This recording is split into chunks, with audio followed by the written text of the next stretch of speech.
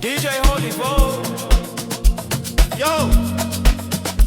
You're locked into Point 5 Creative Studios, where Africa's stories aren't just told, they're produced. News, politics, entertainment, films that move the continent. We bring the truth, the fire, the creativity. Your world, powered by African storytelling. Point 5 Creative Studios. Point 5 Creative Studios. Point 5 Creative Studios. Point 5 Creative Studios. Point 5 Creative Studios. Muri yeZimbabwe tinokuchingamidzai kuPoint 5 Creative Studios, chitubu checontent. Zita rangu ndinonzi DJ Holy.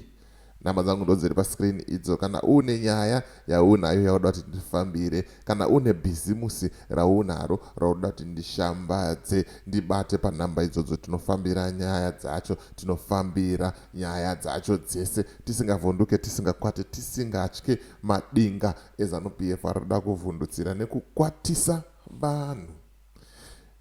Last week ndakauya nevidhio ragogo svikiro venyika vachitaura kuti Chivhayo ndamuona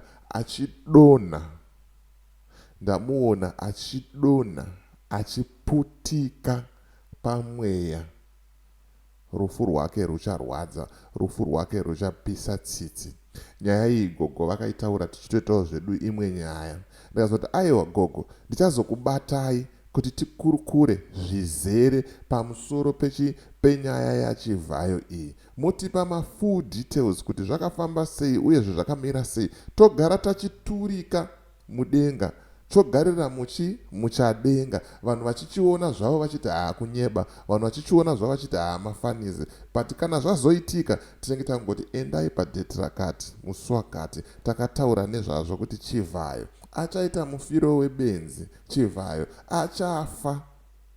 Zvinorwadza. Tinoziva tese kuti tese inzira yedu yekufa, but mamwe mafiro acho ndeeupenzi. Right now, instead of them kuti vadonate macoffin, anonzi machiyaye masteel coffins aya anouya achizotorwa nawo vanhu nemapurisa, havasi, vari kudya mari. Makazoona Jinimbi achiritakurirwa mariri iroro riya remazenge. Rufu haruna memba, rufu haruna monya, rufu harunei kuti une mari yakawanda sei.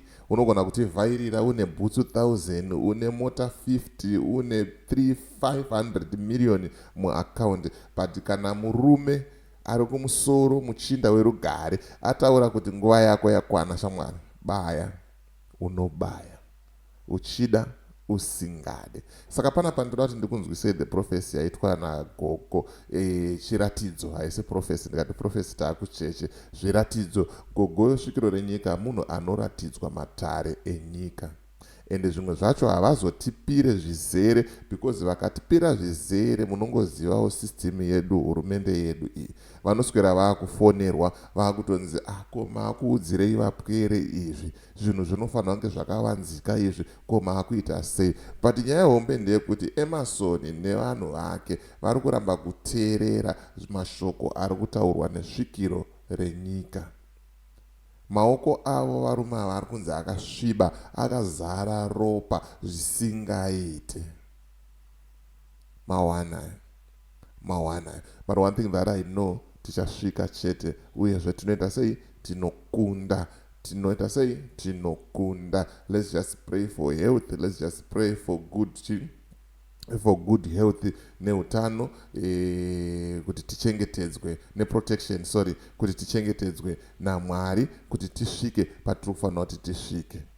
kana tichiita zvemudzimu ngatichengetedzweiwo nevadzimu vedu, kana tichiita zvaala ngatichengetedzwewo nani naala wedu. Ameno. Kana pane religion yandasiya handisi kuti ndiri kushoora kana kuita sei, ndangoisiyawo ndisiri kuziva, but munhu ane zvaanotenda, munhu ane zvaanobhilivha mazviri, ngatingonamatai kwazviri izvozvo zvitiyambutse, zvitisvitse kuNew Zimbabwe. Ndoda kuti ndikusiye muchinzwa voice note ragogo, but I apologize because the sound is not that clear on other positions.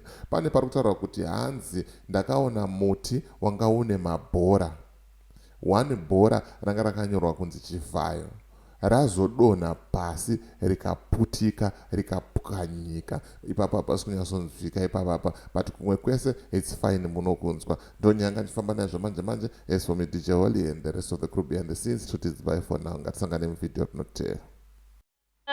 Papa nyaya yaComrade Geza handiti musheya ndakangokutaurirawo mbichana because zvakunetsa ndokataura unoona wakufonerwa. But yakanga iri motikari yaita serwendo rwavo rwakanga wafamba.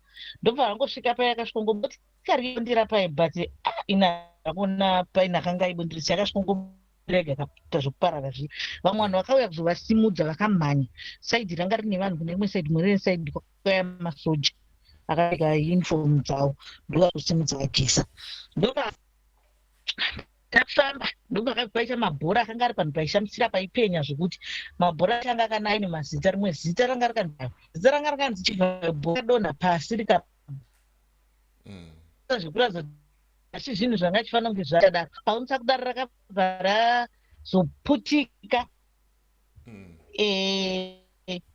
zviya zvinge explosion zviya zviya nenzira yakataita, but vanhu vangokatarisa zvinoratidza fine. Is night kunonzwi chiya kudemonstration ndobva takabvunza kuti zvinhu ndiyo here nzira zviya zviya, ndobva vabva vadayirawo zvavo. Saka ndobva pazaya rori remasoja, handizive basi rori aya vanenge vachida musoro chiti danonzi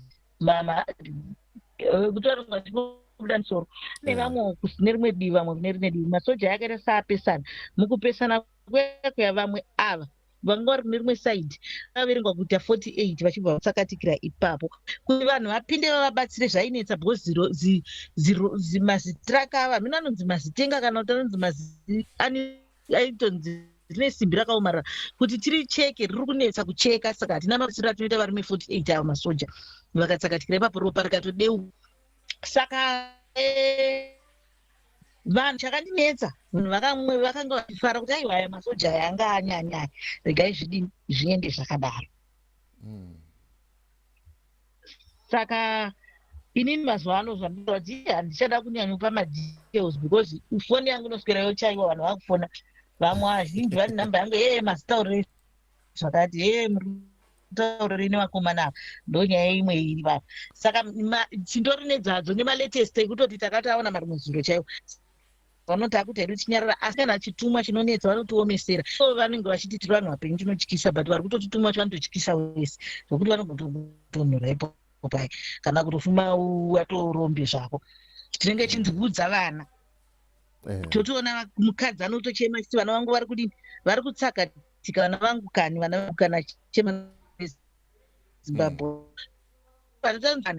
zvabva kudai so tichitaura dzituudze vanhu. Saka anyway ndo zviripo kuna vanodzani vaChivhayo. Pane Holy 10 ndiye mumwe futi, Holy 10 naPokelo ndo vamwe ndakaona ndikabva ndanoita kavhidhiyo kandakaita ndinako ndichitotaura kuti Holy 10 ndaona aita kushungurudzika kukuru. Saka handisi kuziva ndakunonzwa ndandotatuma akatadzira Holy 10 ameno hama dzake ngadzimunamatiri, tisasataure zvakawanda mushukuru. Vhidhiyo iri makatisa kupi? Riri kuTikTok here kana ndiri pai? Riri kuTikTok, ndichakutumira link rako. Alright, munenge magona, mune magona ivo.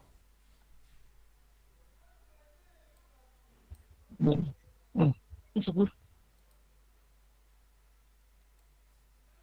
Une mibvunzo here wamwe ndobvunza? Aiwa, handina ndozvanga chida kungonzwa chete izvozvo. Okay. Vhidhiyo rega ndikupa link rako. Alright, maita basa gogo. Okay. Bye. People, thanks.